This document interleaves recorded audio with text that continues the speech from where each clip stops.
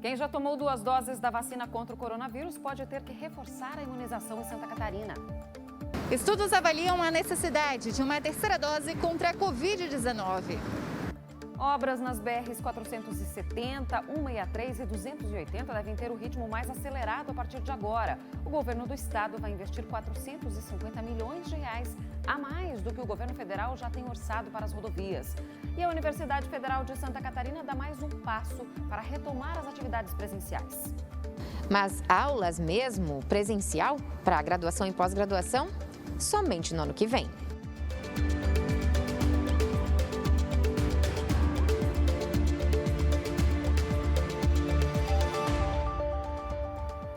Olá, boa noite. Para você que está com a gente, ligado aqui no SCC News, tem muita informação hoje. A gente começa com uma história, um final feliz para uma família no sul do estado, aqui em Santa Catarina. É que hoje chegou ao fim a espera por notícias de um caminhoneiro de Santa Rosa do Sul que tinha sido assaltado e sequestrado em São Paulo durante um trabalho de frete.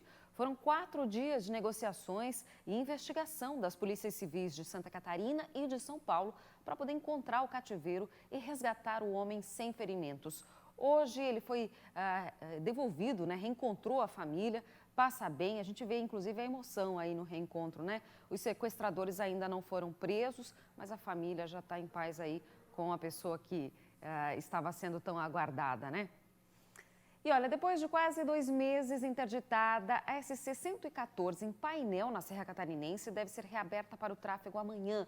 A gente vai para a Serra conversar com a Shaina Marcon, ela quem tem as informações. Shaina, boa noite para você. Ainda bem, Aquele desvio já estava na hora aí de acabar e a rodovia ser reativada. Boa noite. Isso mesmo, viu, Bruna? Boa noite para você, boa noite a todos que acompanham o SCC News. A obra do trecho interditado será entregue amanhã em um evento oficial, amanhã pela manhã, segundo informação da Secretaria de Estado da Infraestrutura e Mobilidade. A liberação do trânsito no quilômetro 249 da SC 114 em Painel acontece logo após a cerimônia. O trecho foi bloqueado depois que parte da pista cedeu no dia 29 de junho. O local é bem movimentado, já que é o caminho mais curto entre a Serra e o sul do estado. No primeiro momento, o trânsito ficou em meia pista, mas depois foi totalmente fechado para que as obras acontecessem com segurança. Desde então, os veículos estão passando por um desvio de estrada de chão para conseguir atravessar a rodovia, que inclusive gerou muitos transtornos, principalmente para os caminhões que precisaram usar a rota alternativa, viu, Bruna? Volto com você em Florianópolis. É verdade, Shaina. Obrigada pelas informações. Está aí, então, um serviço para quem precisa fazer uso dessa rodovia que liga a Serra ao sul do estado. Em Rio Negrinho, no norte do estado, uma servidora pública foi indiciada por desviar alimentos comprados com recursos públicos para o consumo próprio. O David Sacramento é quem tem as informações. Isso mesmo, Bruna. Entre as irregularidades apontadas estaria a compra de diversos alimentos que, ao invés de serem usados para consumo no local, eram desviados pela servidora. As irregularidades aconteceram entre 2015 e 2017 e, após instaurado o inquérito policial em março deste ano, foi recebido um relatório de atividades encaminhado pelos conselheiros fiscais, confirmando então as irregularidades. A autoridade policial concluiu pela existência da prática do crime de peculato e a pena pode variar de 2 a 12 anos de reclusão. David Sacramento para o SCC News. Depois do intervalo, cerração baixa e o calorão deve superar os 30 graus em algumas cidades do estado amanhã. E ainda, uma história cheia de amor. A mulher que aceitou gerar um bebê para a irmã e o cunhado que sonhavam em ser pais. A gente volta já.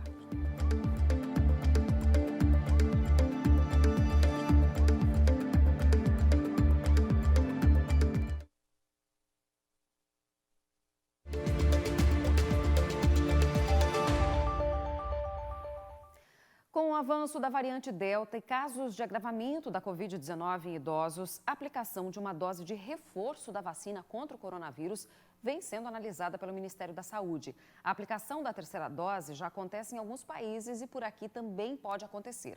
Veja só. O seu Alamir tem 85 anos e já tomou as 2 doses da vacina contra a Covid-19. Por ser idoso, foi um dos primeiros a receber a vacina. Tomei em março. Tá? Uma dia 5 e outra dia 26. A gente não sabe quanto tempo é imunizado. Então, se vier uma terceira vacina, a gente aproveita a oportunidade. O tempo de resposta das vacinas à doença é estudado por especialistas. Elas continuam sendo seguras e eficazes, mas é avaliada a aplicação de uma terceira dose para reforçar a imunização.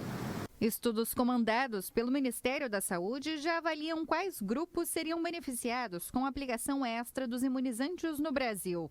O mais recente começou nesta terça-feira, na Universidade Federal de São Paulo, com 1.200 voluntários. A gente não sabe por quanto tempo vai durar a imunização contra o coronavírus e nem quanto tempo a própria infecção natural nos dá uma imunidade. Então, à medida que o tempo vai passando, a gente vai aprendendo por quanto tempo dura essa resposta imune. E à medida que a gente vai avaliando, pode ser que as respostas imunes vão declinando com o passar do tempo e aí a gente tem que dar um reforço, que seria uma terceira dose. Em Santa Catarina, a Secretaria de Estado da Saúde já afirmou que a aplicação deve acontecer, mas vai depender da quantidade de pessoas vacinadas com a primeira e segunda dose. A terceira dose ela vai ser necessária em algum momento, né? Toda doença viral ela precisa de reforço ou de doses de vacina diferente a cada ano, não vai ser diferente com o coronavírus. O que nós entendemos é que nós precisamos ter um percentual maior da população já contemplada com as doses hoje consideradas doses já chanceladas como corretas, tanto a uma dose única da Janssen como as outras que são dose duas, né? Claro que a gente acompanha isso com bastante atenção, não temos quantitativo de doses suficiente ainda distribuídas pelo Ministério para discutir a terceira dose, mas eu imagino que em breve, em poucas semanas, isso vai ser uma realidade. Enquanto os estudos sobre a terceira dose são feitos, a vacinação com a primeira e a segunda continua. E o avanço da primeira rodada de imunização, além dos cuidados sanitários, são o que vão controlar a transmissão da doença e impedir o surgimento de variantes mais perigosas. São 147 mil catarinenses que não têm a segunda dose registradas e mais de 1 milhão de doses nos municípios catarinenses que ainda não foram registrados no sistema. Então, esse é um passo importante, talvez seja mais importante isso agora do que a discussão aí da terceira dose lá na frente. Ainda hoje a gente vai falar da agenda de vacinação aqui de Florianópolis, né, para você saber como é que vai funcionar nos próximos dias. Mas agora vamos mudar de assunto. Você aí de casa conhece aquela velha frase, nevoeiro que baixa, sol que racha? Pois é. Agora olha só essas imagens feitas ontem à noite em Balneário Camboriú, no litoral norte. Quase nem dá para ver direito os prédios. Uma imagem impressionante da cidade feita de cima, onde só aparecem mesmo os arranha-céus, as pontinhas dos prédios. O nevoeiro tomou conta da cidade e isso daí deve continuar. Os nevoeiros continuam. Hoje o dia foi de temperaturas altas para a época do ano em todo o estado e amanhã a gente vai saber como fica o tempo agora na previsão.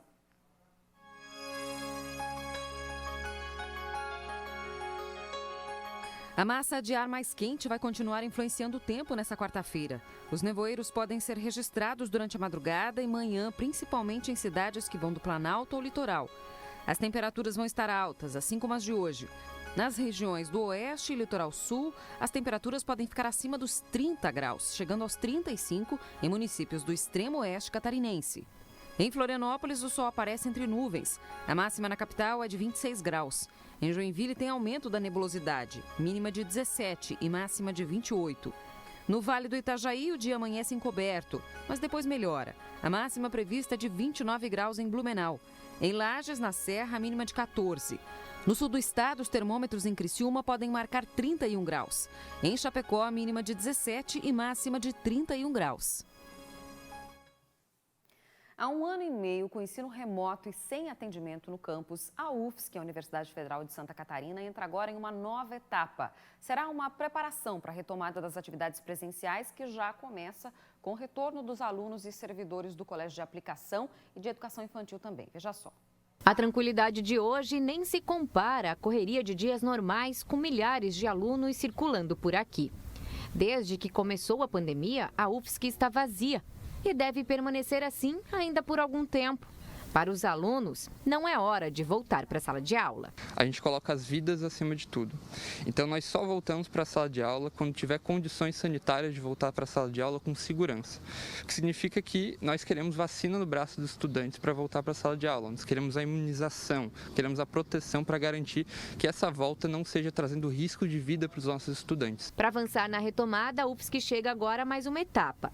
É a pré-fase 2 que vai preparar a estrutura e as equipes de servidores para o retorno presencial. Com a redução dos indicadores epidemiológicos, números de casos, índice de transmissibilidade, internações, óbitos, que estão ainda com muita cautela, mas estão reduzindo, e com a imunização para os profissionais da educação, esses indicadores reúnem as condições para aquilo que lá no ano passado já havia sido proposto, que seria a fase 2. Então, o que o professor Ubaldo, nosso reitor, fez publicar ontem foram 2 portarias que autorizam que as atividades possam gradualmente ser retomadas. Nesta etapa, devem organizar os ambientes, adequar as salas e planejar as atividades para voltar o atendimento ao público.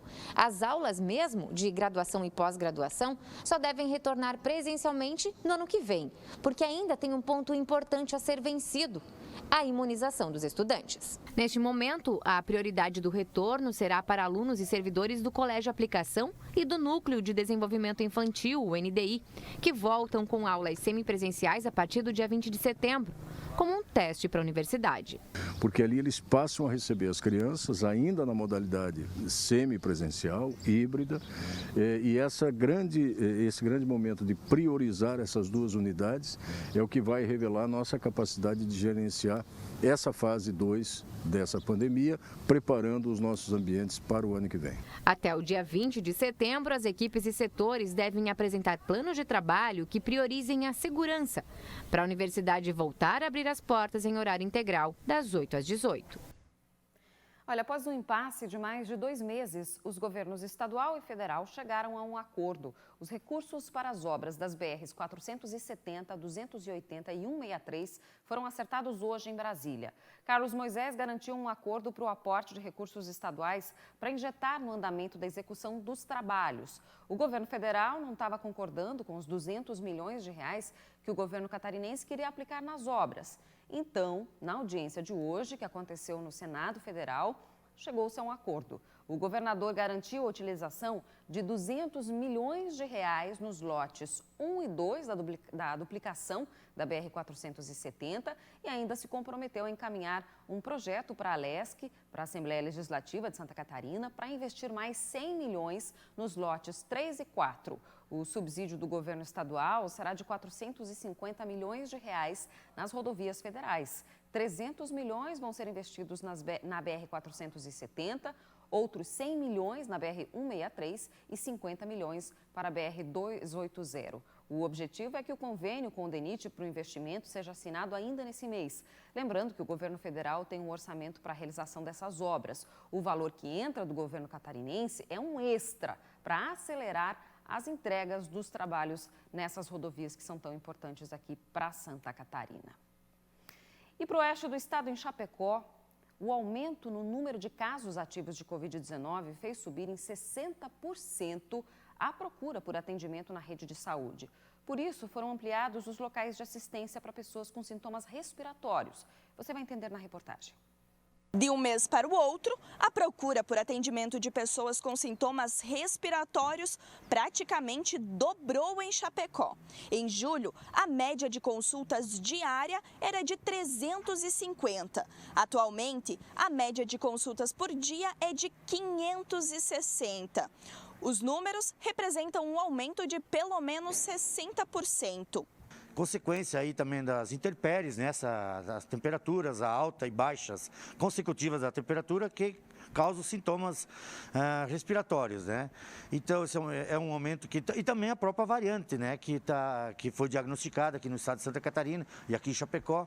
Também a gente pode atribuir esse aumento de pessoas sintomatizadas.